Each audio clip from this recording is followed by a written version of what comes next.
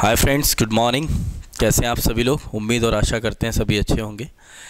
देखिए, आज हम लोग अपनी क्लासेस को स्टार्ट करने जा रहे हैं बिल्कुल शुरुआत से।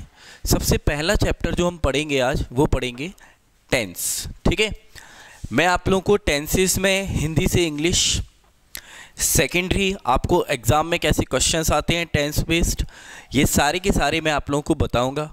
ठीक है, किस तरीके से क्वेश्चंस को एग्ज़ाम में पूछा जाता है, एसएससी में, कोर्ट में, एमपीएसआई में, वो सारे तरीके के क्वेश्चंस को हम देखेंगे। ठीक है, तो ये टेंस जो है आप लोगों को लगता है कि बहुत ही सिंपल सा चैप्टर है, पर इसको बहुत अच्छे से समझना अगर आपको किसी भी कंपटीशन की क्वेश्चंस करना है। और ये आप लोग ध्यान रखिए कि अगर एक बार आपने इसको बहुत अच्छे से समझ लिया टेंस के चैप्टर को, तो आप फिर दुनिया की कोई भी किताब उठा के टेंस की एक्सरसाइज जो दी हो वो करना और मेरे को बताना कि सर इसमें टेंस के ये क्वेश्चंस में हमें प्रॉब्लम आ रही है। मैं जहाँ तक होगा वहाँ तक आपको अच्छे से अच्छा कराने की कोशिश करूँगा। सारे क्वेश्चंस जो भी प्रीवियस एग्जाम में आए हैं टेंस बेस्ड वो हम सारे करेंगे, किस तरीके से एरर, किस तरीके से फिल इन द ब्लैंक्स इस पे आते हैं। तो प्लीज़ एक बार इसको बहुत अच्छे से समझिए, और यदि आपको ये वीडियो अच्छी लगती है तो आप इस चैनल को सब्सक्राइब करें, ज़्यादा से ज़्यादा इसको शेयर करें, लाइक करें और कमेंट्स भी करें। देखिए, कमेंट्स करके हमें बताएं कि आपको कैसा लगा। ओके, या हमसे कोई वहाँ पर आपको समझने में कहीं प्रॉब्लम हो रही है, कोई भी दिक्कत है, तो उसको आप कमेंट्स के माध्यम से बताएं। अगर आप कमेंट्स करेंगे तो ज़्यादा से ज़्यादा हमें मोटिवेशन मिलेगा और ज़्यादा से ज़्यादा हमें पता चलेगा कि हमें किस तरीके से और अच्छा करना है। ठीक है, तो आप लोगों से निवेदन है, कृपया ऐसा ज़रूर करिएगा। Thank you so much. आगे हम लोग देखते हैं, ठीक है ना। तो ध्यान से देखिएगा, सबसे पहला चैप्टर है हमारा टेंस। ठीक है, हम सभी जानते हैं कि ये कितने प्रकार के होते हैं, हमारे 3 प्रकार के होते हैं। टेंसेस जो होते हैं जनरली ये हमारे कितने प्रकार के होते हैं? 3। पहला टेंस कौन सा होता है? हमारा प्रेजेंट टेंस। ठीक है, दूसरा जो होता है हमारा वो क्या होता है? Past tense. ठीक है, इसके बाद हम बात करते हैं तीसरा जो होता है हमारा वो क्या होता है? Future tense. ठीक, तो टेंस हमारे कितने प्रकार के होते हैं? आप लोगों ने देखा 3 प्रकार के, प्रेजेंट, पास्ट एंड फ्यूचर। ठीक है, अब प्रत्येक टेंस के, ईच टेंस हैज 4 पार्ट्स। प्रत्येक टेंस के कितने भाग होते हैं? हमारे 4। पहला होता है हमारा इंडेफिनिट, दूसरा होता है हमारा कंटिन्यूअस, तीसरा होता है हमारा परफेक्ट और चौथा होता है हमारा परफेक्ट कंटिन्यूअस।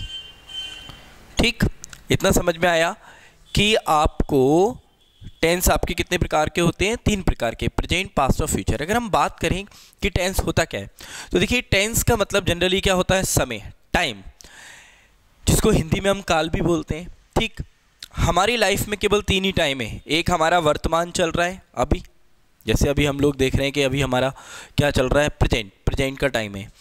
आज से पहले की हम बात करें, अभी से पहले की बात करें तो वो क्या हो गया? पास्ट, जो गुजर गया, मतलब भूतकाल। और जो आएगा वो क्या होगा? हमारा भविष्यकाल। ठीक है, जिसमें किसी चीज़ को आप इमेजिन करते हैं या जिसमें आप फ्यूचर की बात करेंगे, भविष्य की बात करेंगे, वो क्या होगा? हमारा फ्यूचर टेंस। ध्यान रखना कि कभी भी आप कोई भी हिंदी में बात करें, किसी भी टेंस में यदि आपको लास्ट में है, हूँ या हो ये आता है तो आप समझिएगा कि प्रेजेंट की बात चल रही है। किसकी बात चल रही है? प्रेजेंट की। यदि आपको लास्ट में आ, ई या ए की मात्रा या फिर था, थी या थे ये मिलता है तो हम किसकी बात कर रहे हैं? पास्ट की बात कर रहे हैं। यदि आपको किसी भी टेंस में लास्ट में गा, गी या गे ये आता है तो हम फ्यूचर की बात कर रहे हैं हिंदी में। मैंने बोला मैं पढ़ता हूँ, मैं पढ़ सकता हूँ, ठीक है, मैं पढ़ चुका हूँ, तो ये सारी की सारी बात कहाँ चल रही है? प्रेजेंट में, क्योंकि लास्ट में क्या रहा है हूँ, हो। ठीक है ना। आपने बोला मैंने एक फिल्म देखी, तो लास्ट में क्या रहा है? देखी, ई की मात्रा आ रही है तो क्या हो गया? पास्ट। हमने बच्चों को पढ़ाया तो कब की बात हो गई? पास्ट की। ठीक है, वह मेरे साथ स्कूल गया तो गया कब की बात हो गई? पास्ट की। ठीक है, वे फिल्म देखने गए तो एक ही मात्रा आ गई, लास्ट में क्या हो गया? पास्ट। क्लियर आ रहा है? था, थी, थे, मैं जाता था, मैं जा सकता था, मैं गया था, ठीक है, मैं जा रहा था, तो कभी भी था की बात आ गई तो क्या हो गया? हमारा पास्ट। ठीक, मैं फिल्म देखने जाऊंगा, वह आ रही होगी, वह खाना बना चुके होंगे, तो जब भी गा आ जाए लास्ट में हिंदी में तो वो क्या होता है? हमारा फ्यूचर। इतना समझ में आया? मैंने बोला मैं डॉक्टर हूँ, तो आपने कहा है मतलब प्रेजेंट। अब प्रेजेंट में कौन सा है वो बात की बात है, अभी अपन को प्रेजेंट पास्ट फ्यूचर समझना है। मैंने बोला मेरा दोस्त 3 साल पहले एक कंपनी में था, तो था आ गया, इट मीन्स पास्ट। क्लियर है? मैंने आप लोगों से बोला कि मैं 2 साल बाद अमेरिका में होऊंगा, तो कब की बात चल रही है? होऊंगा, गा रहा है लास्ट में, इट मीन्स फ्यूचर। कौन सा टेंस है डजंट मैटर, बाद में बात करेंगे, ठीक है ना। अभी हमें देखना है कि प्रेजेंट पास्ट और फ्यूचर। इतना क्लियर हो गया? चलिए, अब ये तो बात होगी आपकी टेंस की। अब प्रत्येक टेंस के कितने भाग होते हैं? 4, इंडेफिनिट, कंटिन्यूअस, परफेक्ट और परफेक्ट कंटिन्यूअस। ये 4 हमारे पास्ट में होते हैं और यही 4 हमारे किस में होते हैं? फ्यूचर में होते हैं। Present indefinite, present continuous, present perfect continuous. Past indefinite, past continuous, past perfect continuous. Future indefinite, future continuous, future perfect continuous. Clear है? इतना सभी को समझ में आया? चलिए, देखिए एक एक चीज को बहुत अच्छे से आपको समझना है। अपन बिल्कुल स्टार्ट कर रहे हैं बच्चों की तरह, ठीक है। चलिए, अब ये तो बात हो गई भाई आपकी टेंस की। टेंस हमारे कितने होते हैं? 3 प्रकार के, तीनों के कितने भाग होते हैं हमारे? 4 प्रेजेंट पास्ट फ्यूचर 3 टेंस है, इनके 4 पार्ट्स कौन से? Indefinite, continuous, perfect and perfect continuous. Clear? अब देखते हैं हम लोग। अब आप लोग ध्यान रखना कि किसी भी टेंस में क्या बनाए जाते हैं? सेंटेंस। तो मैंने आप लोगों को फर्स्ट वीडियो जो बनाई थी उसमें मैंने आपको बेसिक में बताया भी था कि सेंटेंस क्या होता है। ध्यान सुनिएगा, सेंटेंस का मतलब क्या होता है? वाक्य। अब इस वाक्य को मैंने आपको बताया था कि किस तरीके से बनाते हैं। एक तो असर्टिव होता है, असर्टिव में हमारा अफर्मेटिव आ गया, नेगेटिव आ गया। दूसरा इंटरोगेटिव था, WH इंटरोगेटिव था, फिर ऑप्टेटिव था, एक्सक्लेमेटरी था, इंपरेटिव था। तो इस तरीके से हमने बनाए थे। अब किसी भी सेंटेंस को बनाने के लिए आप याद रखिएगा, आपको आवश्यकता पड़ती है सब्जेक्ट, वर्ब और ऑब्जेक्ट। ये एक यूनिवर्सल फैक्ट है, ठीक है। इसको आपको याद रखना है कि सब्जेक्ट, वर्ब और ऑब्जेक्ट, ये 3 चीजें होती हैं जो आपको बहुत अच्छे से समझना है, ठीक। अब किसी भी सेंटेंस में जो सबसे इंपॉर्टेंट पार्ट है वो होता है आपका वर्ब। क्या होता है? वर्ब। क्योंकि आप कोई भी सेंटेंस बनाएंगे, किसी भी टेंस में बनाएंगे तो सब्जेक्ट ऑब्जेक्ट तो दिया रहेगा, लेकिन मेन है आपकी वर्ब, ठीक। ये वर्ब ही हमें आइडेंटिफाई करके बताएगी कि बात प्रेजेंट की है, पास्ट की या फ्यूचर की है, ठीक है ना। जैसे मैंने फॉर एग्जांपल मैंने यहाँ पे लिखा कि I am going to school, ठीक है। मैंने लिखा I was going to school, ठीक है। थर्ड मैंने लिखा I shall be going to school, ठीक है। अब आपके सामने 3 सेंटेंस लिखे, आप देखेंगे कि इसमें तीनों में सब्जेक्ट सेम है, वर्ब सेम है, मेन वर्ब, ऑब्जेक्ट जो दिया हुआ है वो भी सेम है। अंतर कहाँ है यहाँ पर? केवल और केवल हेल्पिंग वर्ब में। कहाँ अंतर है? वर्ब में। अब देखिए ये जो वर्ब होती है हमारी, ये 2 टाइप्स की होती है। एक होती है हेल्पिंग वर्ब और सेकंड होती है हमारी क्या? मेन वर्ब, ठीक है। एक होती है हमारी हेल्पिंग वर्ब और दूसरी कौन सी होती है? हमारी मेन वर्ब, ठीक है। तो हेल्पिंग वर्ब और मेन वर्ब, देखिए इसका नाम हेल्पिंग वर्ब क्यों रखा गया है? क्योंकि हेल्पिंग वर्ब जो होती है हमारी, हेल्पिंग वर्ब जो है वही बताती है कि आपका टेंस, अभी आपने देखा कि एम, तो ये हमारी हेल्पिंग वर्ब है। आपने कहा सर ये प्रेजेंट कंटिन्यूअस है, जिसको आता है, ये पास्ट कंटिन्यूअस है, ये फ्यूचर कंटिन्यूअस है, तो किससे बताया आपने? हेल्पिंग वर्ब से बताया। यदि किसी सेंटेंस में हेल्पिंग वर्ब नहीं होती तो वहां पर हमें फिर मेन वर्ब बताएगी कि वो कौन सा टेंस है। पहली चीज सुनिएगा ध्यान से, ऐसे केवल 2 ही टेंस हैं जिसमें आपको हेल्पिंग वर्ब नहीं होती, वो है प्रेजेंट इंडेफिनिट का अफर्मेटिव और पास्ट इंडेफिनिट का अफर्मेटिव। क्लियर है? यदि आपको हेल्पिंग वर्ब नहीं दी तो या तो मेन वर्ब की फर्स्ट फॉर्म दी होगी, या इस मेन वर्ब की फर्स्ट फॉर्म में एस, ई एस या आई एस होगा, या फिर वर्ब की सेकंड फॉर्म दी होगी। अगर आपको सेकंड फॉर्म दी रहती है तो वो कौन सा टेंस हो गया? Past indefinite. और यदि वर्ब की फर्स्ट फॉर्म दी है तो वो कौन है? Present indefinite. या फर्स्ट फॉर्म में एस या ई एस या आई एस लगा हुआ है तो भी वो कौन है? हमारा प्रेजेंट इंडेफिनिट का अफर्मेटिव। तो केवल 2 ही ऐसे हैं प्रेजेंट और पास्ट इंडेफिनिट के अफर्मेटिव जिसमें हेल्पिंग वर्ब नहीं आती, ध्यान रखना। अदरवाइज आपको ये हेल्पिंग वर्ब सभी टेंसों में मिलेगी। क्लियर हुआ? अब हेल्पिंग वर्ब होती कितनी है सबसे पहले हमें ये देखना है। तो आप लोग देखिए, सबसे पहले हम बात करते हैं टेंस से रिलेट करते हुए। तो अभी हम टेंस पढ़ रहे हैं, फिर मॉडल्स देखेंगे। तो देखिए जो हमारी वर्ब है, मैंने आपको बताया कि एक होती है हमारी हेल्पिंग वर्ब और एक होती है हमारी मेन वर्ब। ठीक, तो हेल्पिंग वर्ब के बारे में पहले अपन बात करते हैं कि हेल्पिंग वर्ब होती कितनी है। अब आप लोग याद रखना कि ये जो हेल्पिंग वर्ब है, सुनिएगा ध्यान से अच्छे से, कि हेल्पिंग वर्ब टेंसेस जो होते हैं इसमें 13 होती हैं। कितनी होती है? 13। और मॉडल्स में कितनी होती है? 11। तो टोटल 24 होती हैं। ठीक है, कितनी होती है? 24। तो पहले हम टेंस पढ़े तो टेंस की 13 वर्ब के बारे में देखते हैं। देखिए हमारे, मैंने आप लोगों को बताया टेंस कितने होते हैं हमारे, प्रेजेंट, पास्ट और फ्यूचर। ये 3 प्रकार के हमारे टेंस हैं। कौन कौन से? प्रेजेंट, पास्ट और फ्यूचर। क्लियर है? प्रेजेंट टेंस को आप कैसे पहचानेंगे? आपको एग्जाम में इंग्लिश में आना है, हिंदी में नहीं आना है। तो आप कैसे समझेंगे कि भाई ये प्रेजेंट की बात है या पास्ट की बात है या फ्यूचर की? मैंने बोला हेल्पिंग वर्ब या मेन वर्ब, ये 2 चीज इंपॉर्टेंट है। सब्जेक्ट ऑब्जेक्ट से कोई मतलब नहीं है। अब यदि आपको किसी भी सेंटेंस में do, does, is, am, are, अच्छे समझना, हैज और हैव, ये 7 1 2 3 4 5 6 7, ये 7 हेल्पिंग वर्ब यदि आपको कभी भी नजर आ जाए, do, does, is, am, are, has, have, तो आप समझो कि किस टेंस की बात चल रही है? प्रेजेंट की। अभी बाद में बात करेंगे इंडेफिनिट, कंटिन्यूअस, परफेक्ट। अभी आपको ये देखना है कि अभी प्रेजेंट, पास्ट और future. Do, does, is, am, are, has, have, ध्यान से सुने, आप ऐसे कर सकते हैं, do, does, is, am, are, has, have. 7 ये वर्ब कभी भी दिख जाए तो किसकी बात है भाई? प्रेजेंट की बात है। क्लियर हो गया? अब ये 7 है, पास्ट में 4 ही रह जाती हैं, डिड, वॉज, वर और हैड। कभी भी आपको ये 4 वर्ब नजर आ जाएं, कितनी? 4, डिड, वॉज, वर और हैड। ऐसे याद करें, do, does, is, am, are, has, have 7 हो गई, डिड, वॉज, वर, हैड 4 किसकी है? पास्ट की। और कभी भी आपको विल या शैल नजर आ जाए तो फिर ये बात किसकी चल रही है? फ्यूचर की। समझ में आ गया? अभी आप लोग कहेंगे सर ये कैसे? मैं आपको बताऊंगा, इसको अच्छे से समझो। प्रेजेंट, पास्ट एंड फ्यूचर, तो कितनी हो गई हमारी? 7 4 11 और 2 13, 7 4 11 12 2 13। ओके, ये 13 हेल्पिंग वर्ब कभी भी अगर आपको मिल जाए तो आप बात समझ लेना कि टेंस की बात चल रही है। ठीक है ना? अब टेंसेस की बात चल रही है, इतना क्लियर हो गया। अब आप लोगों को ध्यान रखना है कि do, does, is, am, are, has, have आ गया तो प्रेजेंट की बात है, डिड, वॉज, वर, हैड आ गया तो पास्ट की बात है, और विल और शैल आ गया तो फ्यूचर की बात है।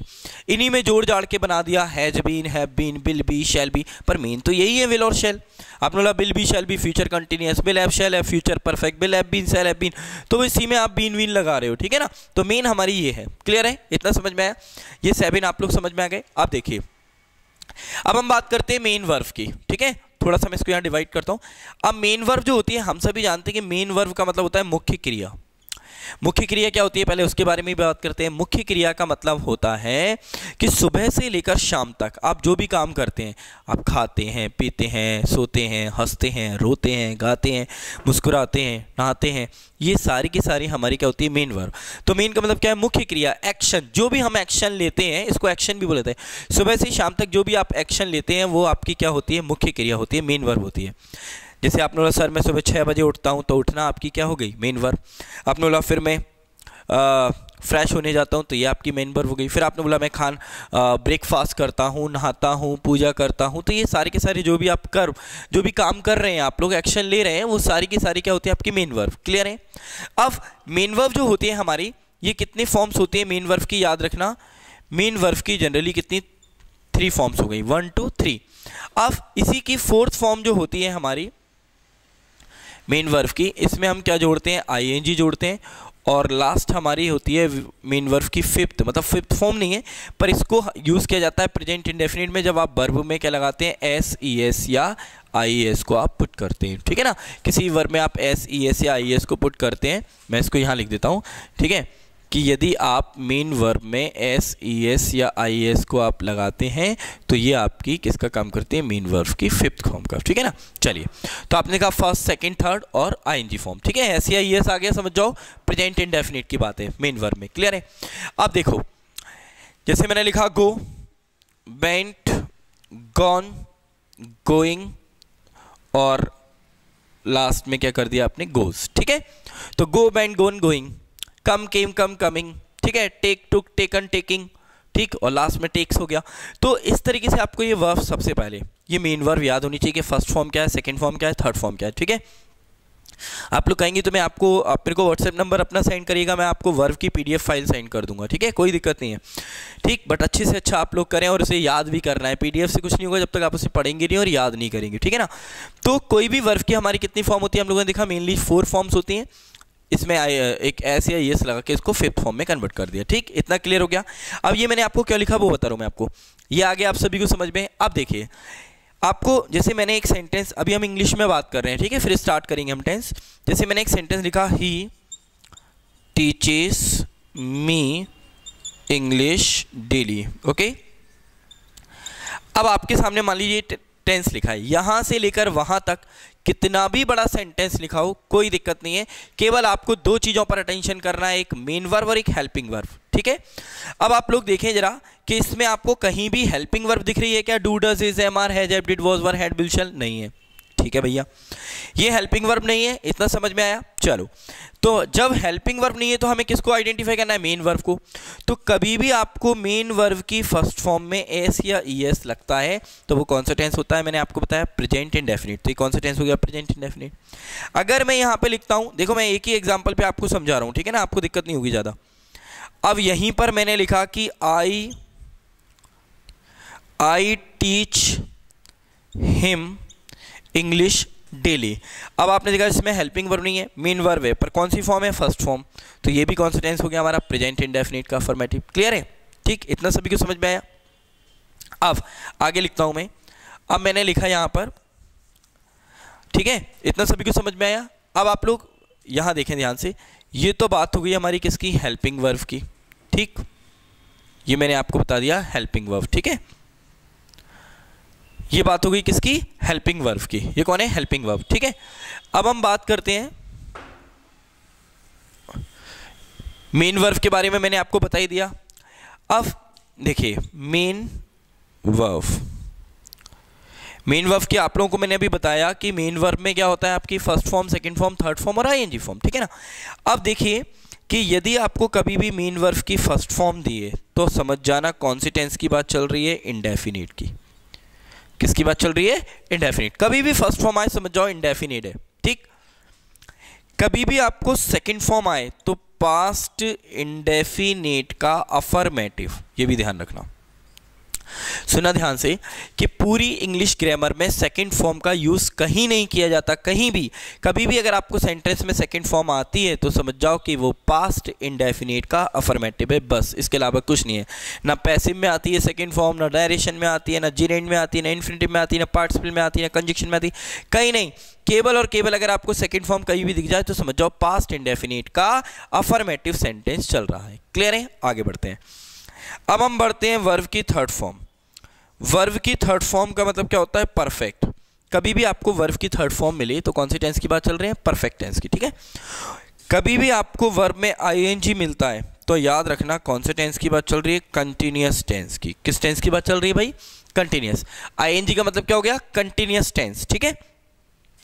कभी भी आपको बीन के साथ अगर आईएनजी दिखता है, क्या दिखता है? बीन के साथ, तो ये होता है परफेक्ट कंटिन्यूअस, ठीक। अब आप लोग याद रखें, फर्स्ट फॉर्म मतलब इंडेफिनिट, सेकंड मतलब पास्ट इंडेफिनिट का अफर्मेटिव, थर्ड फॉर्म का मींस परफेक्ट, आईएनजी का मतलब कंटिन्यूअस, और बीन प्लस आईएनजी का मतलब होता है परफेक्ट कंटिन्यूअस। क्लियर है? अब देखें, अब हम बात करते हैं, जैसे कि मैंने लिखा है यहां पर एक example, he teaches me English. अब देखो, अभी मैंने आप लोगों को एग्जाम्पल दिया था ये पहले कि यहाँ लिखा है ही टीचेस मी, तो आपने लिखा इसमें हेल्पिंग वर्ब तो है नहीं। अब यहाँ पर मेन वर्ब है कौन? आपकी टीच। और मेन वर्ब की कौन सी फॉर्म है? फर्स्ट फॉर्म, और उसमें एस या ईएस लगाए। तो कभी भी फर्स्ट फॉर्म में एस या ईएस आ जाए तो समझ जाओ प्रेजेंट इंडेफिनिट का अफर्मेटिव है। कौन सा है? प्रेजेंट इंडेफिनिट का अफर्मेटिव, ठीक है। यदि फर्स्ट फॉर्म दी है तो भी वो कौन सा टेंस है? Present indefinite. क्लियर? अब देखो, अब मैंने लिखा यहाँ पे ही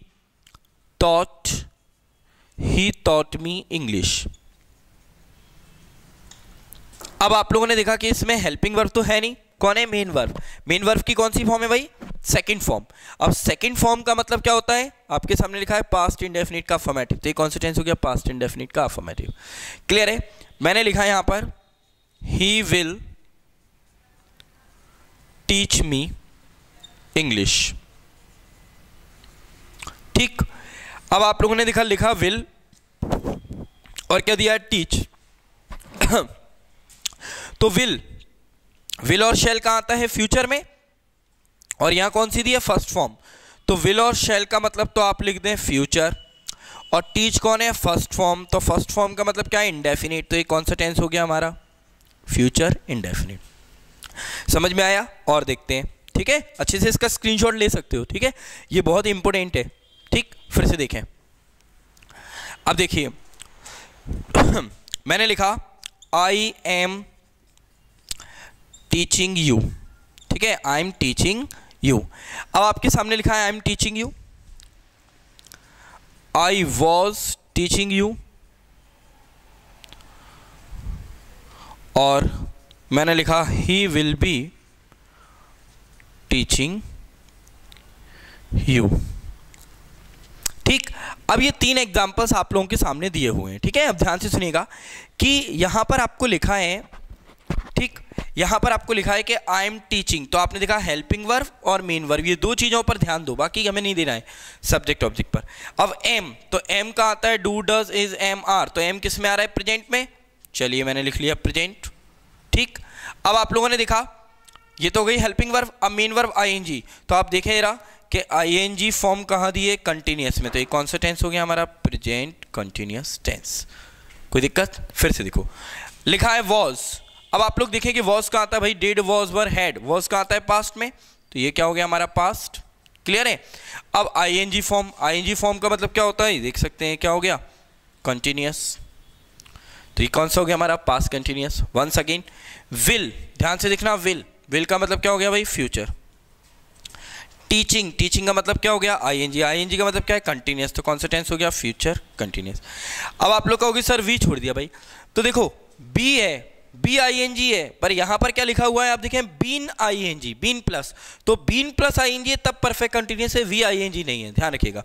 तो विल का मतलब फ्यूचर, आईएनजी का मतलब कंटिन्यूअस। क्लियर है? आया समझ में? फिर से देखते हैं। अब देखिए, समझना अच्छे से, मैंने लिखा she has eaten food, I had done my work, ठीक,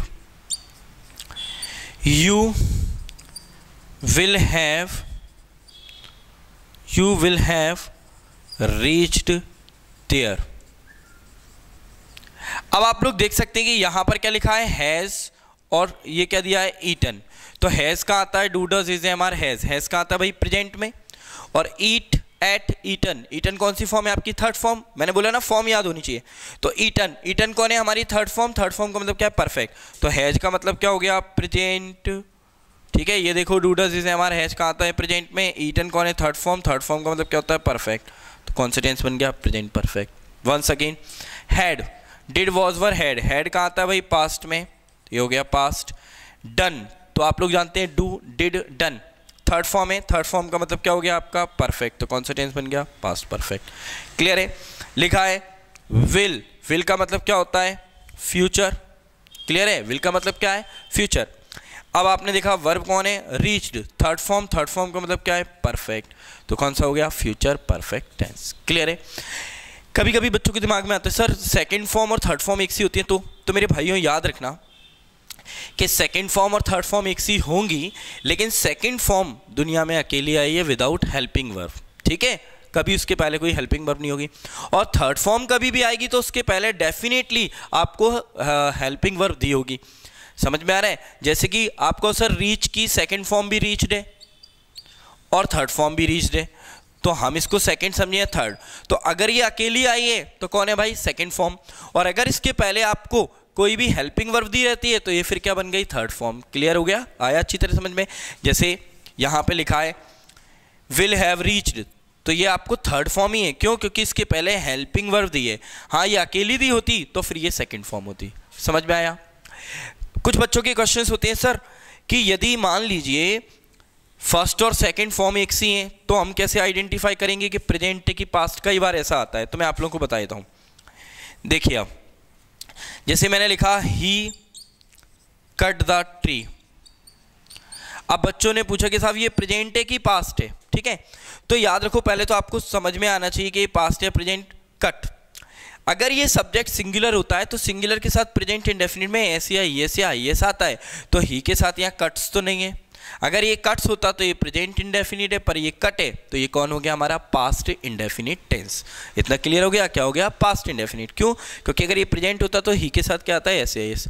अब दूसरा क्वेश्चन उठता है कि सर अगर ही की जगह यहाँ आई होता तो अब हम किससे आइडेंटिफाई करते कि ये प्रेजेंट टेंस है या पास्ट टेंस। समझना, देखो बहुत अच्छे से समझो इसको।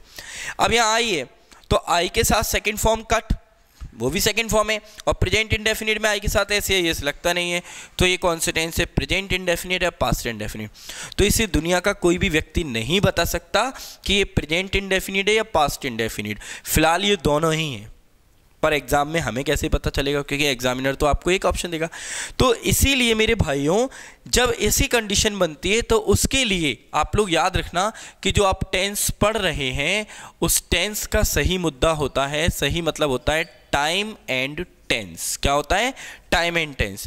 तो ऐसे क्वेश्चंस को करने के लिए ही हमें क्या बताया जाता है, टाइम बताया जाता है। अब अभी ये प्रेजेंट इंडेफिनिट भी और पास्ट इंडेफिनिट भी है, लेकिन अगर यहाँ पर लिखा होता डेली तो ये डेली जो है वो प्रेजेंट इंडेफिनिट की एडवर्ब होती है। तो I cut the tree daily मतलब अब ये प्रेजेंट इंडेफिनिट, क्योंकि आप रोज की आदत को बता रहे हो। समझ में आया?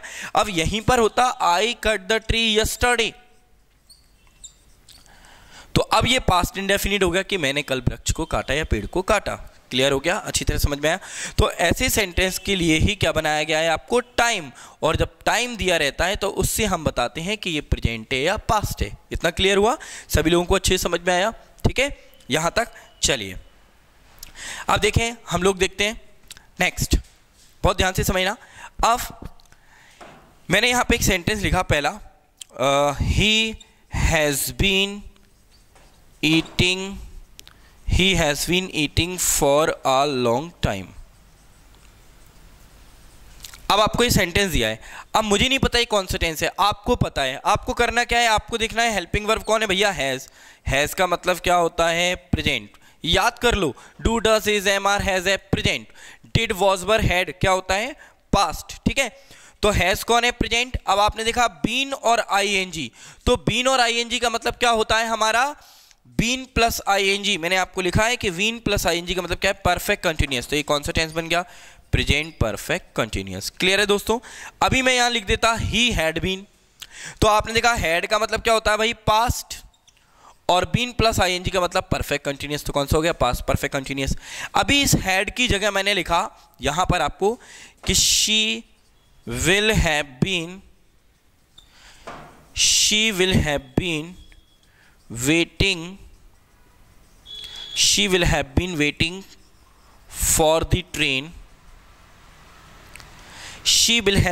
for the train for a long time। she will have been waiting for the train for a long time। अब आप लोगों ने देखा कि will का मीन्स क्या होता है भाई, फ्यूचर। ठीक है, have been ing, तो अब विल हो गया फ्यूचर, और बीन प्लस आईएनजी, तो बीन प्लस आईएनजी का मतलब क्या होता है, परफेक्ट कंटिन्यूअस। तो ये कौन सा हो गया आपका, फ्यूचर परफेक्ट कंटिन्यूअस। इतना आप सभी को समझ में आया अच्छी तरीके से? ठीक है, अच्छी तरह। मिस्टर आशीष आप देखें जरा ध्यान से, ठीक है, आ रहा है सभी को समझ में? चलिए,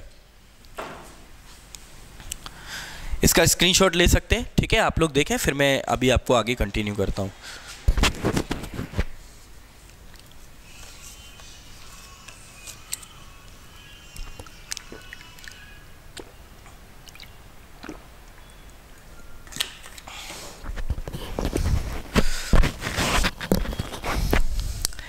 चलिए, हो गया इतना।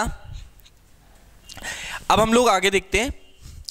अब हम स्टार्ट करते हैं अपना सबसे पहला टेंस आज। ठीक है, देखिए, अब मैंने आप लोगों को अभी बताया था, उससे पहले थोड़ा सा बेसिक और देख लें हम लोग। देखिए, मैं बहुत अच्छे से, जितना मेरी अंदर एनर्जी है, जितनी मेरे अंदर कैपेसिटी है, मैं आप लोगों को बहुत अच्छा देने की कोशिश कर रहा हूँ, जितना मेरे अपने टीचर के द्वारा सीखा है। तो आप लोग बहुत अच्छे से इस चीज़ को करें, समझें, और कहीं प्रॉब्लम आए तो मेरे को बताएं। ठीक है, चलिए देखिए, मैंने अभी आप लोगों को बताया था कि किसी भी सेंटेंस के लिए सब्जेक्ट, वर्ब और ऑब्जेक्ट, ये तीन चीज़ कि हमें आवश्यकता होती है। वर्ब के बारे में अभी हमने देखा, एक होती है हेल्पिंग वर्ब, दूसरी हमने देखा होती है मेन वर्ब। ठीक है, तो ये दो चीज़ें हम क्लियर कर चुके हैं। अब हम लोग आगे देखते हैं। ठीक है, अब बात आती है भाई सब्जेक्ट की। तो सब्जेक्ट के बारे में अब हम लोग बात करते हैं, फिर ऑब्जेक्ट के बारे में। देखिए क्या होता है, कोई भी सब्जेक्ट जनरली जो होता है, सब्जेक्ट का मतलब होता है हिंदी में जिसको हम बोलते हैं क्या, कर्ता। किसी भी काम को जो करता है इट इज कॉल्ड सब्जेक्ट। ठीक है, जैसे मैंने बोला कि मैं अंग्रेजी बोलता हूं, वह मुझे पढ़ाता है, हम हंसते हैं। ठीक है, तो इसमें क्या होने, सब्जेक्ट, मैं, हम, तुम। किसी भी सेंटेंस में यदि आपको सब्जेक्ट को फाइंड आउट करना है तो आप क्वेश्चन कर दीजिए कौन या किसने। ये दो, आप इन दो से आप क्वेश्चंस करेंगे तो आपके सामने जो भी रिप्लाई आएगा वो कौन होगा, सब्जेक्ट। जैसे कि मैं आपको बताता हूं, मैंने बोला एक सेंटेंस यहां पर कि मम्मी मुझे पढ़ाती हैं। मम्मी मुझे पढ़ाती हैं, अभी हम हिंदी में देख रहे हैं। तो भैया मम्मी मुझे पढ़ाती है, तो कौन मुझे पढ़ाता है, कौन, तो कौन का जवाब क्या आ रहा है, मम्मी। तो मम्मी क्या हो गया हमारा सब्जेक्ट। मैंने बोला राहुल मुझसे लड़ता है, तो कौन लड़ता है, राहुल, तो राहुल हमारा सब्जेक्ट हो गया। दादी मुझे कहानी सुनाती है, तो कौन सुनाती है, दादी, तो दादी हमारा हो गया। मैंने बोला दीपक को, देखो बच्चे क्या करते हैं, दीपक को राहुल ने कक्षा में पीटा। अब दीपक को, तो दीपक साहब, दीपक आगे आ गया, सब्जेक्ट है, दीपक नहीं है, आप इसको अच्छे से समझो। दीपक को राहुल ने कक्षा में पीटा, तो भैया किसने पीटा, राहुल ने, तो सब्जेक्ट कौन हो गया, राहुल, ना कि दीपक। इतना आया आप सभी को अच्छी तरह समझ में। ठीक है, ध्यान से सुनिएगा। तो कौन या किसने से कौन आता है आपका सब्जेक्ट। ठीक है भाई, अब हम बात करते हैं कोई भी सेंटेंस। मैंने बोला मछली नदी में तैरती है, तो कौन तैर रहा है, मछली, तो मछली हो गया हमारा, समझ में आया।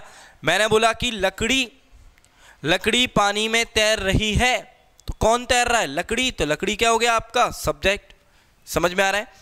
मैंने बोला हम हर साल वैष्णो देवी जाते हैं, तो कौन जाता है, हम, तो हम सब्जेक्ट हो गया। ठीक है, मैंने बोला दादी ने मुझे कहानी सुनाई, तो किसने सुनाई, दादी ने, तो दादी कौन हो गया हमारा सब्जेक्ट। क्लियर है। अब देखें सब्जेक्ट जो होते हैं हमारे, एक होता है हमारा सिंगुलर सब्जेक्ट और एक होता है हमारा प्लूरल सब्जेक्ट। ठीक है, अब ये सभी जानते हैं सिंगुलर एक वचन, प्लूरल बहुवचन, ये बहु छोड़ो, सिंगुलर और प्लूरल। ठीक है, आप तो इंग्लिश में देखो इसको। सिंगुलर का मतलब क्या होता है, एक। ओके, अब ये सब्जेक्ट होता क्या है, तो आप लोग याद रखना कि कभी भी जो सब्जेक्ट होगा वो या तो कोई नाउन होगा या कोई प्रोनाउन होगा। या तो कौन होगा, नाउन, या कौन होगा, प्रोनाउन। तो भैया पहले हमें पता होना चाहिए कि नाउन और प्रोनाउन क्या है। तो बचपन में हमने पढ़ा कि noun is the name of person, place और thing, pronoun is a word which is use in place of a noun. ठीक है ना। हिंदी में संज्ञा किसी व्यक्ति, वस्तु व स्थान के नाम को कहते हैं सर्वनाम।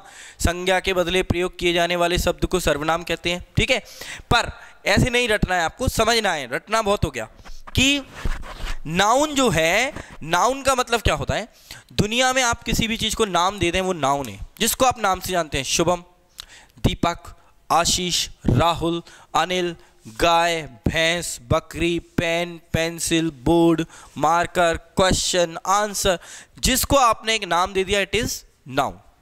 तो noun is the naming word, दुनिया में जिसको नाम से जानते हैं वो कौन है, नाउन।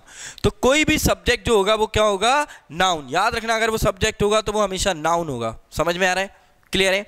या फिर कौन होगा, प्रोनाउन होगा। तो नाउन तो हम जानते हैं जैसे कि राहुल, दीपक, ठीक है, काऊ, सुनील, ठीक। तो ये राधा, इटीसी, तो ये क्या हो गया हमारा नाउन। जब कोई सिंगल नेम है, समझ में आ रहा है, सिंगल नेम है तो वो कौन हो गया, सिंगुलर सब्जेक्ट। आया समझ में। अब यही मैं बोल दूं राहुल एंड दीपक, तो अब ये दो हो गए, तो ये क्या हो गया, प्लूरल। राधा एंड कृष्णा, तो अब ये कितने हो गए हमारे, दो हो गए, राधा एंड कृष्णा, तो ये क्या हो गया आपका प्लूरल सब्जेक्ट। समझ में आ रहा है अच्छी तरह, है तो भाई नाउन सब्जेक्ट। अब एक ही अकेला नाम है तो वो सिंगुलर हो गया, और एक से ज्यादा है एंड से जुड़े हैं तो वो क्या हो गया हमारा, प्लूरल हो गया। ये चीज क्लियर हुई, आया अच्छी तरह समझ में। आगे देखिए अब, तो ये बात हो गई नाउन की। नाउन मैंने आपको बताया, आपने सर मुझे दर्द हो रहा है, तो अब दर्द क्या है, नाउन। कौन सा नाउन है? Abstract noun. ये मैंने आपको पहले वाली जो फर्स्ट वीडियो थी उसमें बताया था, और जब नाउन का चैप्टर पढ़ाऊंगा तो बहुत अच्छे से क्लियर कर दूंगा। और सुख, दुख, हंसी, खुशी, ये सारे एब्स्ट्रैक्ट नाउन हो गए, ठीक है ना। दूध, शक्कर, चाय, पानी, ये मटेरियल नाउन हो गए। क्लास, आर्मी, पुलिस, ये आपका कलेक्टिव नाउन हो गया, ठीक है। तो नाउन हमेशा क्या होगा? सब्जेक्ट, चाहे वो प्रॉपर हो, कॉमन हो, कलेक्टिव हो, एब्स्ट्रैक्ट हो या मटेरियल हो, तो वो कौन होगा? आपका हमेशा सब्जेक्ट, ठीक है। तो नाउन की बात हो गई भाई। अब बात करते हैं प्रोनाउन की।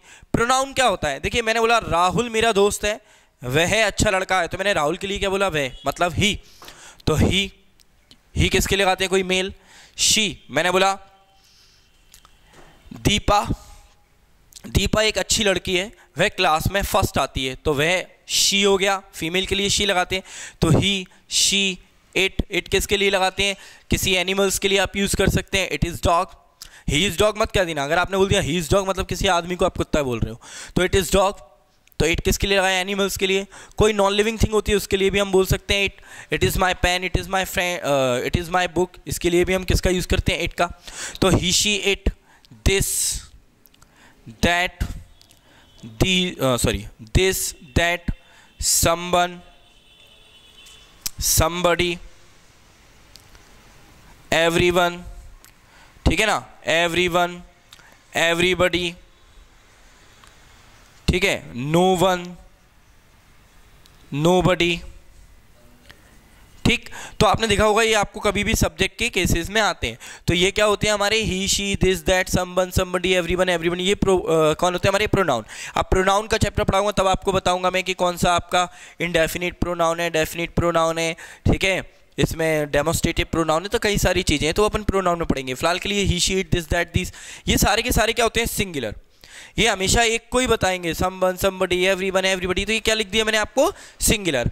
अब इसी का प्लूरल फॉर्म में हम यूज़ करें प्रोनाउन का, तो प्लूरल फॉर्म में आई, वी, यू, दे, ठीक है। आई, वी, यू, दे, ये आपके कौन होते हैं? Plural pronoun. दिस का प्लूरल क्या होता है भाई? दिस मतलब एक, दिस इज अ पेन। अब यहीं पर मेरे हाथ में, जैसे कि मैंने बोला ये है, तो मैं क्या बोलूंगा? दीज आर पेन्स, क्योंकि ये कितने हैं? 1 2 3, ठीक है, और सिंगल है तो दिस। अब यही पेन वहां होता तो मैं बोलता दिस की जगह दैट इज माई पेन, वो मेरा पेन है। तो दैट क्या हो गया? एक के लिए जो दूर होता है, दिस एक के लिए जो पास है, ठीक है। दीज कई सारे जो पास है, दोस्त कई सारे जो दूर है। ये दिस और दैट, दीज और दोस्त, ये आप लिविंग, नॉन लिविंग सभी के लिए यूज कर सकते हैं, ठीक है ना। जैसे मैंने बोला hi, this is my friend Anil, अब वहां पर मैं बोलूंगा that is my friend Anil. यहाँ पर कई सारे दोस्त हैं, मैंने बोला दीज आर माई फ्रेंड्स, ठीक है, राहुल, दीपक, अनिल, सुरेश, ये सारे के सारे। और इसी को मैंने बोला दोज आर माई फ्रेंड, वो मेरे दोस्त हैं। तो दोस्त प्लूरल के लिए आता है दूर के लिए, दिस प्लूरल के लिए आता है पास के लिए, दिस एक और दैट एक से, दैट दूर के लिए, ठीक है ना। चलिए अब हम लोग बात करते हैं। तो आई, वी, यू, दे, दीज, दोस, ये सारे क्या होते हैं? हमारे प्लूरल प्रोनाउन में आ जाते हैं, ठीक है। तो ये ही आपके कौन है? सब्जेक्ट। चाहे तो इसका स्क्रीनशॉट ले लें या इसे नोट कर लें। तो ये हो गया आपका सिंगुलर, ठीक है, कोई एक नाम आ गया, या ही, शी, इट हो गया, दिस, दैट, समवन, समबडी, ये सारे के सारे कौन है? आपके सिंगुलर सब्जेक्ट। प्लूरल सब्जेक्ट क्या होता है? Rahul and Deepak, Radha and Krishna, I, we, you, they, these, those, ये सारे क्या होते हैं? हमारे प्लूरल, ठीक है। आ गया सभी को समझ में? ठीक है, चलिए आप लोगों ने अच्छे से नोट कर लिया इसको, आगे बढ़ते हैं हम लोग। तो ये बात हो गई सब्जेक्ट की, ठीक है भाई। मैंने आपको बताया, ध्यान से आप वीडियो को पॉज करके देख सकते हैं कि किसी भी सेंटेंस में सब्जेक्ट को पहचानना है तो कैसे बात करेंगे हम? कौन का जो जवाब आएगा वो कौन है? सब्जेक्ट।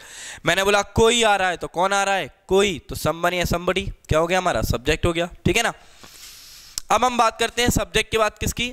ऑब्जेक्ट की, ठीक है। ऑब्जेक्ट, वही ऑब्जेक्ट क्या होता है? ध्यान से सुनिएगा।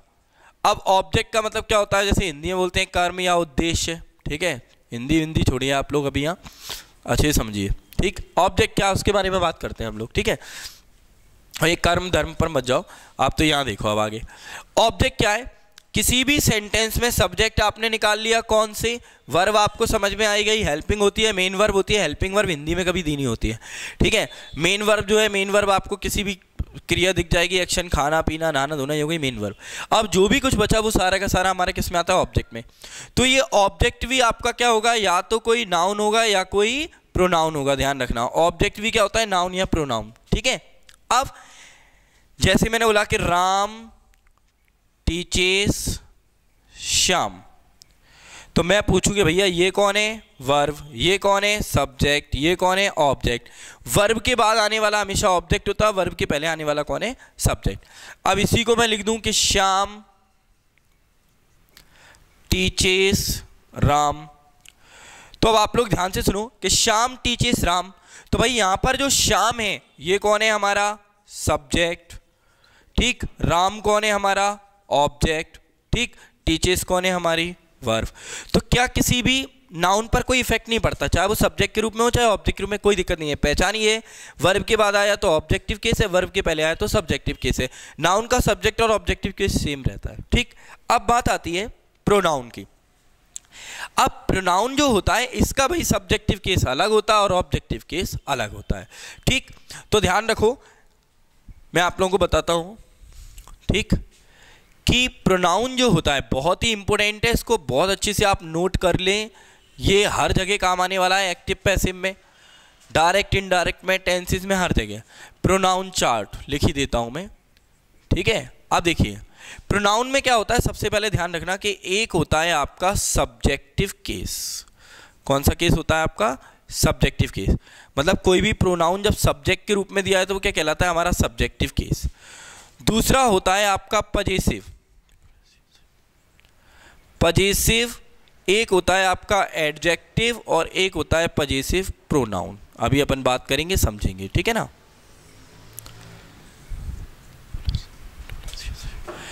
पजेसिव के बाद आता है आपका एक ऑब्जेक्टिव केस। इसके बाद एक होता है आपका रिफ्लेक्सिव प्रोनाउन।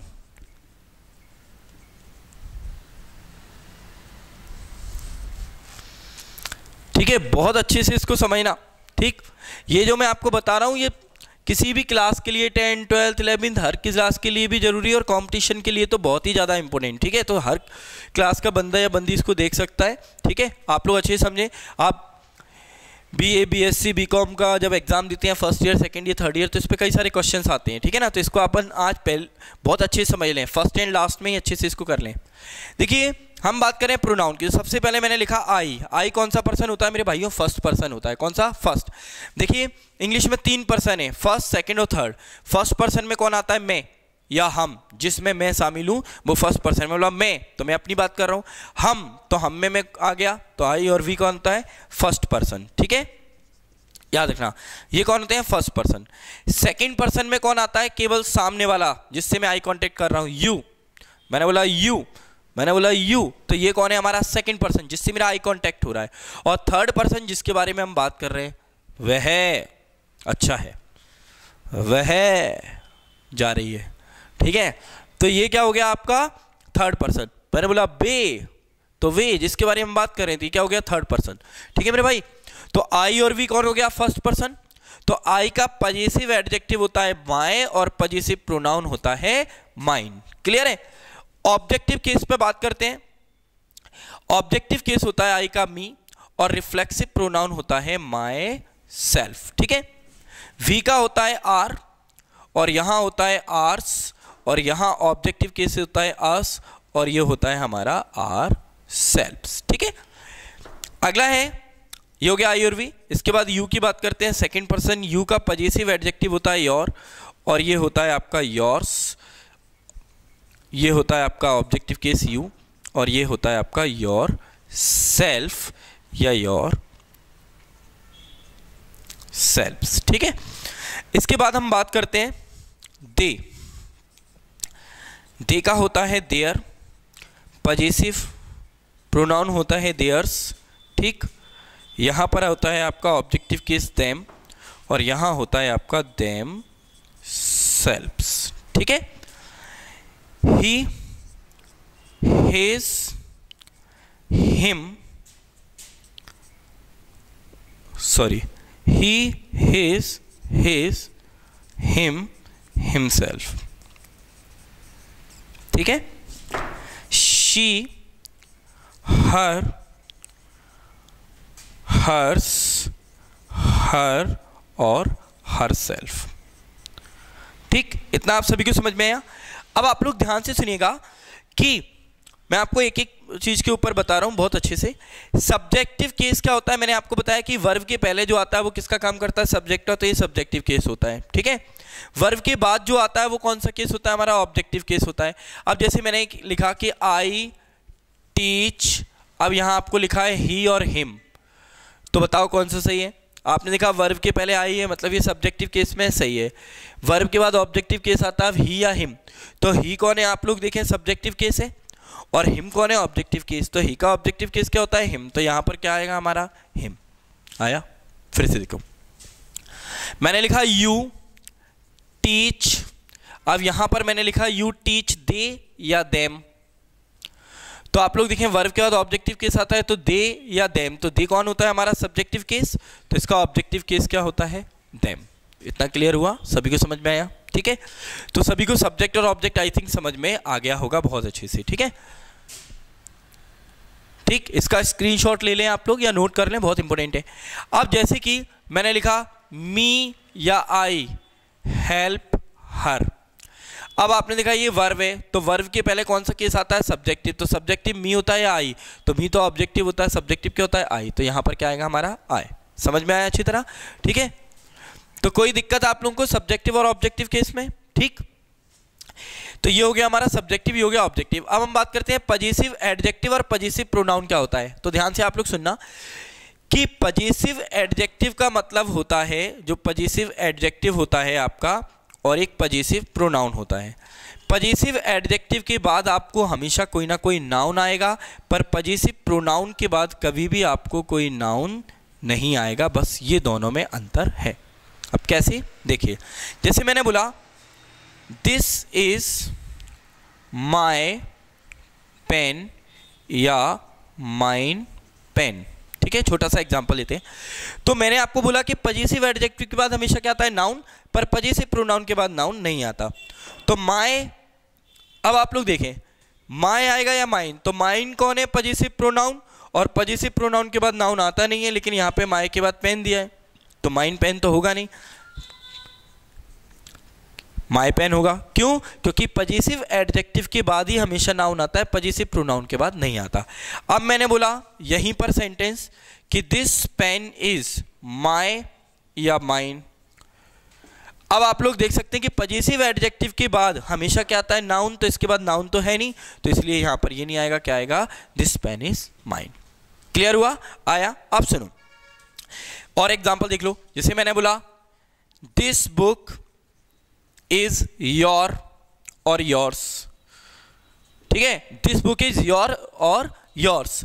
तो आपने देखा कि भाई योर के बाद आपको नाउन चाहिए, लेकिन यहां पर नाउन नहीं दिया, तो ये पजेसिव एडजेक्टिव तो आएगा नहीं, तो क्या आएगा, पजेसिव प्रोनाउन, क्योंकि पजेसिव प्रोनाउन के बाद नाउन की आवश्यकता नहीं होती।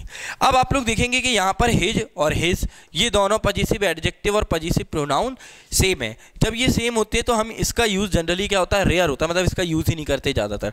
किसका यूज़ करते हैं, इसको, हिज को पजेसिव एडजेक्टिव के रूप में ही करते हैं, लेकिन एग्जाम्पल के ऊपर डिपेंड करता है। जैसे मैंने बोला दिस इज हिज, अब मैंने बोला यह उसका है, तो मेरे को बोलना पड़ेगा दिस इज हिज बुक, ये उसकी किताब है, तो हमने यहाँ यूज़ कर दिया।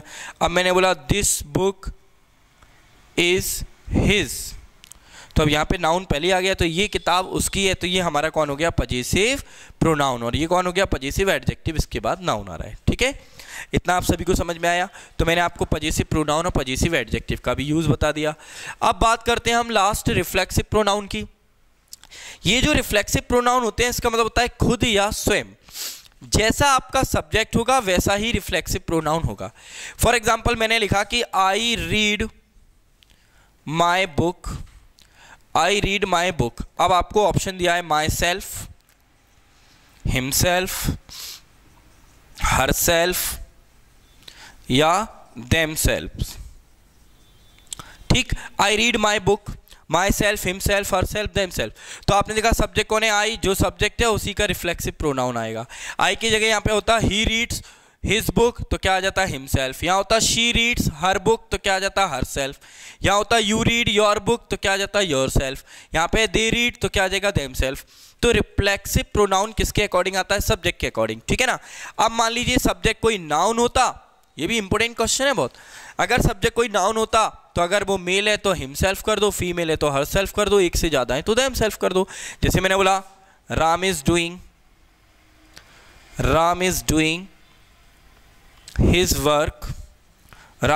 His work himself. तो यहाँ पे राम था इसलिए क्या आ गया हिमसेल्फ। राम की जगह यहाँ पे होता सीता, यहाँ होता हर, तो यहाँ पे आ जाता हर सेल्फ। यहाँ पे होता Ram and Sita are doing, तो यहाँ पे हर की जगह आ जाता their, Ram and Sita are doing their work, और यहाँ पे आ जाता देम सेल्फ। बस, क्योंकि एक से ज़्यादा नाम है तो हम प्रोनाउन के रूप में किसका यूज़ करेंगे, प्रोनाउन के रूप में देम सेल्फ का यूज़ करेंगे। तो ये चार बहुत ही इंपॉर्टेंट है, इसको समझ लेना, कोई दिक्कत आए मेरे से पूछ लेना, ठीक है ना। अब देखिए आज की वीडियो में इतना ही काफ़ी है। अब मैं आप लोगों को स्टार्ट करता हूँ नेक्स्ट वीडियो में हमारी प्रेजेंट इंडेफिनिट टेंस। मैंने आप लोगों को आज बहुत ही बेसिक, मतलब जो होता है ABCD, बहुत अच्छे से मैंने आप लोगों को बता दिया, ठीक है। नेक्स्ट वीडियो में मैं आप लोगों को प्रेजेंट इंडेफिनिट टेंस के बारे में ही केवल बताऊंगा। प्रेजेंट इंडेफिनिट टेंस क्या होता है, कैसे उस पर एग्जाम में सेंटेंस आते हैं, कैसे हम उसको आइडेंटिफाई करते हैं, वैसे मैंने आपको इंग्लिश में बता ही दिया है, ठीक है। तो यदि आपको ये वीडियो पसंद आती है तो आप हमारे चैनल को सब्सक्राइब करें, लाइक करें, शेयर करें, ये करना ना भूलें, क्योंकि जब तक आप ये करेंगे नहीं तब तक हमें मज़ा आएगा नहीं, ठीक है। ज़्यादा से ज़्यादा लोग हमसे जुड़ेंगे, ज़्यादा से ज़्यादा हमारे कमेंट्स आएंगे, उतने ज़्यादा हम बार बार मैं बोलता हूँ कि हमें मोटिवेशन मिलेगा, लगेगा कि यार हम कुछ कर रहे हैं, ठीक है। यहाँ वीडियो बना के हम अपना टाइम वेस्ट तो कर ही रहे हैं, अगर आप लोगों को लगता है तो हम अपना टाइम खराब कर रहे हैं, लेकिन काहे के लिए, आप लोगों के लिए, कि आप लोगों को बेहतर से बेहतर घर बैठे अच्छे से अच्छा मिल सके, ठीक है। तो आप लोगों को ये बात ध्यान रखना है कि जब हम इतना प्रयास कर रहे हैं, आप लोगों को पता है कि यहाँ पर अभी हम जो वीडियो बना रहे हैं सारे फैन वैन ऑफ है, गर्मी का मौसम चल रहा है, ठीक है, पसीना भी बह रहा है, बहुत सारी गर्मी लग रही है, लेकिन उसके बावजूद भी आप लोगों के लिए क्लासेस कंटिन्यू है, यहाँ लाइटिंग लगी हुई है, ठीक है, उसकी भी हीट है, लेकिन आप लोगों के लिए हम लोग प्रयास कर रहे हैं हमारे बच्चों तक कैसे ना कैसे कोई चीज़ पहुँचे, ठीक है। तो आप भी उसका थोड़ा सा स्वागत करें, ठीक है। आप लोग उसको पढ़ें, अच्छे समझें, वीडियो को शुरू से लेकर एंड तक जरूर देखें। आप लोग क्या करते हो, थोड़ी सी देखी फिर देख ली, ऐसे नहीं, आप शुरू से लेकर एंड तक देखेंगे तो आपको समझ में आएगा है क्या। अगर आपने बीच में छोड़ दिया तो आपको समझ में नहीं आएगी। तो एक बार इसको स्टार्ट करके देखो तो सही। 1 घंटे की क्लास में आप लोग रेगुलर देखते हैं, ठीक, पहली चीज़। दूसरी चीज़ क्या, जब आप क्लास में बैठते हो तो आपको लगता है यार टीचर यहाँ की बात कर रहा है, वहाँ की बात कर रहा है, ये कर रहा है, वो कर रहा है, हमारा 1 घंटा हो गया, लेकिन यहाँ आपको 1 घंटे बैठे हुए क्लास मिल रही है जिसमें नो बकवास, पूरा टोटल आपको क्लासेस में रिलेटेड टू दी सब्जेक्ट बात की जा रही है, जो पढ़ाया जा रहा है उससे रिलेटेड, तब आप उसको सीरियसली नहीं पढ़ रहे हो, ठीक है। तो अब हमारी तरफ से तो सीरियसली वर्क हो ही रहा है, आप लोग भी सीरियसली वर्क करें और इसको बहुत अच्छे से समझें, इसको पूरा का पूरा आप वॉच करें, ठीक है।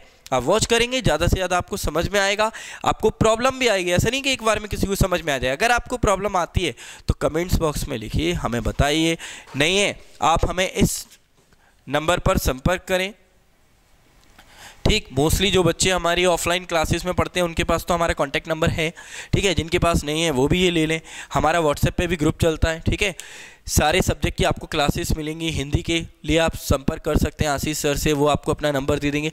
तो जो भी प्रॉब्लम है, जो भी दिक्कत आ रही है, आप लोगों को पूछिए, ठीक है, पहली चीज़। दूसरी चीज़, हम आप लोगों को MPSI, कोर्ट, SSC, स्टेनोग्राफर, ये 3 हमारे मेनली पहले अभी टारगेट हैं, और जो आपका वर्ग 3 का जो पेपर है वो आगे कभी भी हो सकता है, पोस्टपोन गया।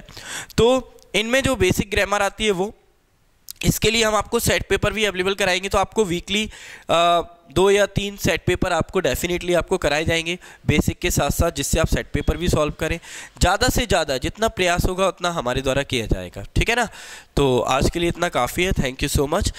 कल की वीडियो में आप लोग देखेंगे, मैं आप लोगों को टेंस पढ़ाऊँगा, प्रेजेंट इंडेफिनिट, बड़े ध्यान से पढ़ना, मैं उम्मीद करता हूँ कि आपको बहुत अच्छा लगेगा, ठीक है। तो आज के लिए इतना ही, थैंक यू सो मच।